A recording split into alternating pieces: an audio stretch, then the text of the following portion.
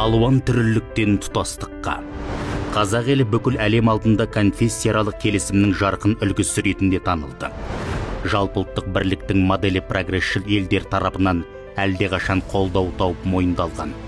Себебі жүздеген ұлт пен ұлыстың 18 конфессия мен 4000-ға жуық діни бірлестіктің бір шаңырақ астында тату-тәтті ғұмыр кешуі мақтан тұтарлық жетістік.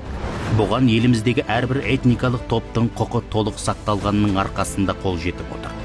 Дәстүрлі дін адамгершілік құндылықтарын насихаттаса, әр диаспора әдет-ғұрпын, салт дәстүрін, тілін дәріптеп келеді.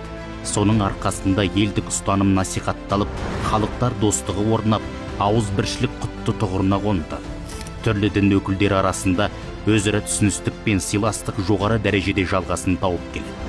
Бұл жетістіктің бәрі этносаралық қарым-қатынас пен қоғамдық келісімнің қазақстандық үлгісін қалыптастырды.